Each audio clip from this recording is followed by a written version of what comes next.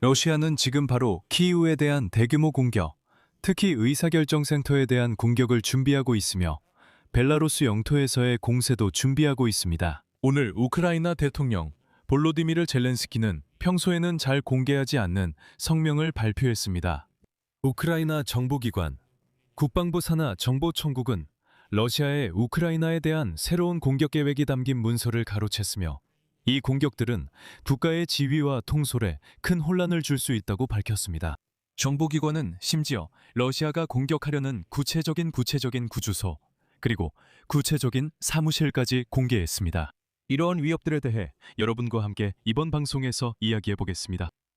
제 이름은 알렉세이 패치이고 함께 이 주제에 대해 이야기해 보겠습니다. 하지만 시작하기 전에 이 유튜브 채널을 구독해 주시고 영상에 좋아요를 눌러주시며 이 영상 아래 여러분의 댓글을 남겨주시길 부탁드립니다. 이것이 유튜브에서 콘텐츠를 홍보하는 데 큰 도움이 되며 더 많은 시청자들이 이 방송을 볼 수 있도록 해주셔서 정말 감사하겠습니다. 또한 제 텔레그램 채널 패치 뉴스도 구독해주세요.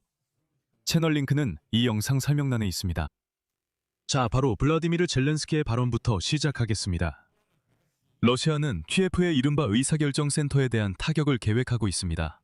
우크라이나 정보기관이 가로챈 문서에는 거의 20여 개의 정치센터와 군사지휘소가 포함되어 있습니다. 그리고 이것은 단순한 군사적 위협이 아니라 훨씬 더 우려스러운 무언가임을 보여주는 세부 사항입니다. 가로챈 자료 중에는 키예프 중심가에 있는 건물들의 사진과 구체적인 주소가 있습니다.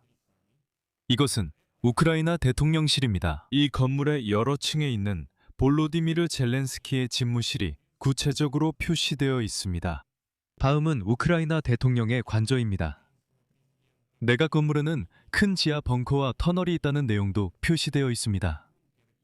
이런 식으로 계속됩니다. 즉, 이것은 러시아 미사일이 정확히 어디를 타격할 것으로 추정되는지에 대한 구체적인 목록, 일종의 명단인 셈입니다. 제가 강조하고 싶은 점은 5월 9일 휴전 전 러시아가 우크라이나가 붉은 광장 공격 시 의사결정 중심부를 타격하겠다고 말한 것입니다. 우크라이나는 붉은 광장을 공격하지 않았지만 러시아는 여전히 의사결정 중심부 공격을 준비 중이라고 합니다. 젤렌스키는 이에 대해 공개적으로 언급했습니다. 여기서 그의 발언을 그대로 인용하는 것이 중요합니다. 그는 일부러 이 내용을 공개했으며 러시아는 단순한 공격 준비가 아니라고 밝혔습니다. 러시아는 특정 주소와 특정 인물을 대상으로 공격을 계획하고 있습니다. 이것은 테러리즘적 계획입니다. 하지만 특히 러시아가 주목해야 할 점은 러시아 지도부가 알아야 할 것은 우크라이나는 결국 러시아가 아니라는 점입니다. 그리고 침략국과 달리 이 전쟁의 명확한 주도자와 그를 오랫동안 둘러싼 측근들이 현실과 동떨어진 삶을 보장해주는 것과는 다릅니다. 우크라이나를 지키는 원천은 우크라이나 국민이 자신의 독립과 자주국가를 위해 싸울 준비가 되어 있다는 점입니다. 즉, 이것은 러시아인들에게 보내는 일종의 암시였습니다. 설령 국가 지도부가 제거된다 해도 우크라이나인들은 저 야만적이고 역겨운 러시아인들의 공격에 맞서 방어를 멈추지 않을 것이라는 뜻입니다. 한편 오늘 블라디미르 젤렌스키는 새로운 장거리 제재, 즉 러시아에 대한 장거리 타격을 예고했습니다. 우크라이나 대통령은 새 제재 형식이 준비 중이라고 밝혔습니다. 이 제재들은 러시아 군수 산업을 직접적으로 타격할 것이며 드론 부품 공급 업체들도 포함될 것입니다. 이는 5월 13일 밤에서 14일 아침까지 러시아가 1560대의 드론을 발사한 야간 공격과 관련이 있습니다. 이 공격은 러시아가 샤헤드 드론 생산을 크게 늘리고 있음을 보여주었으며 부품에 대한 제재 없이는 이를 막을 수 없다는 것을 입증했습니다. 그리고 이어서 젤렌스키의 또 다른 인용문이 있습니다.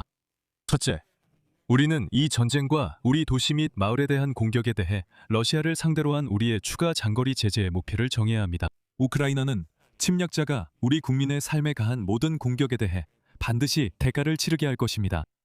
이제 러시아의 핵 공격 위협에 대해 말씀드리겠습니다.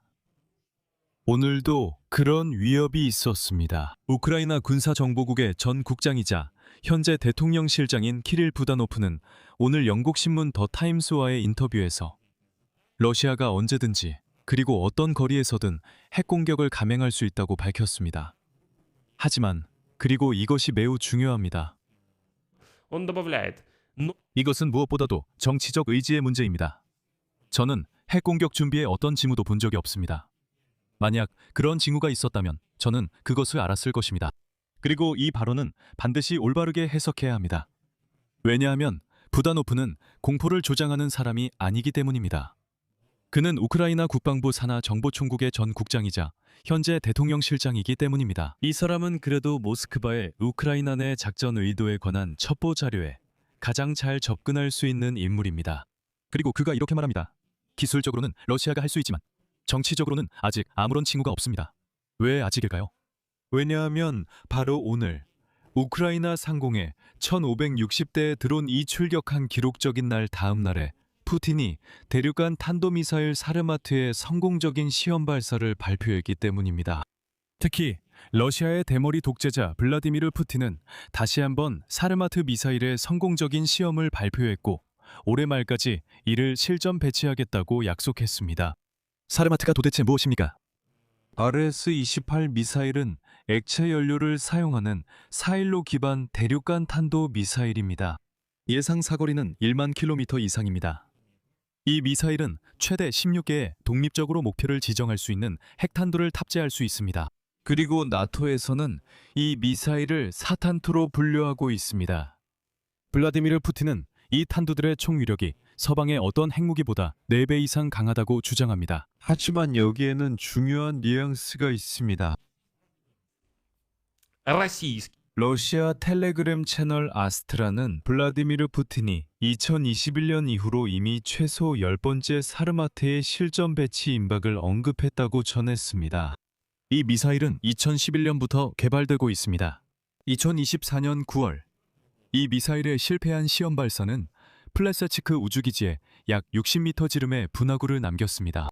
액체 연료는 운용에 추가적인 기술적 문제를 야기합니다. 블라디미르 푸틴은 기술적으로 완전히 준비되지 않은 미사일의 준비가 완료되었다고 또다시 발표합니다.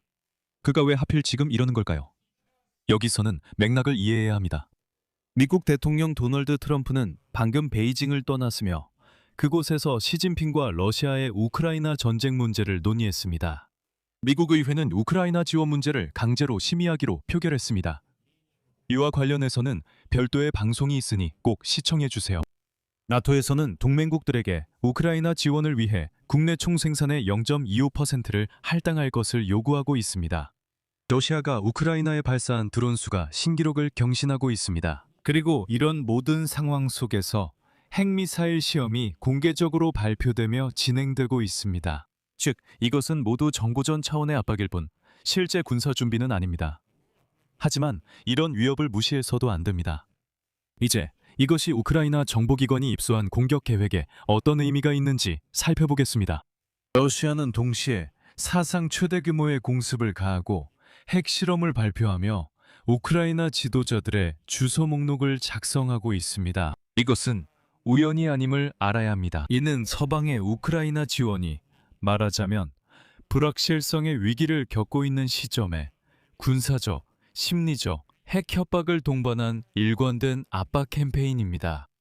베이징도 모스크바가 아무것도 잃지 않도록 하고 있습니다. 미국 의회는 아직 표결로 가는 단계일 뿐이며 그들이 이를 통과시킬지는 확실하지 않습니다. 나토는 우크라이나에 0.25%의 구체적인 지원을 제공해야 한다고 말하고 있지만 아직 그렇게 되지 않았습니다. 한편 시진핑은 트럼프를 만나고 이제 5일 후에 푸틴을 기다리고 있습니다. 젤렌스키는 공개적으로 가로챈 계획을 밝혀 대응했습니다. 이것도 하나의 선택입니다. 정보기관이 목표 목록과 주소를 공개할 때 이건 단순히 국내에 대한 경고만이 아닙니다. 그렇지 않습니다. 이것은 서방에 보내는 신호로 보세요. 러시아가 무엇을 계획하고 있는지 그리고 우리가 그것을 보고 있습니다. 라는 의미입니다. 그리고 다시 한번 이것은 지원과 제재에 대한 논의 그리고 러시아가 실제로 협상에 얼마나 준비되어 있는지에 대한 문제에서 하나의 논거가 됩니다. 여기서 말을 줄이겠습니다. 여러분의 의견과 결론을 이 영상 아래 댓글에 남겨주세요. 채널 구독과 알림 설정, 그리고 좋아요도 잊지 마세요. 이 유튜브 채널의 활동을 지원하고 싶으시다면 이 영상 설명에 있는 링크와 계좌 정보를 통해 후원이나 유료 멤버십으로 재정적 지원을 하실 수 있습니다. 오늘은 여기까지입니다. 건강 조심하세요. 모두 안녕히 계세요.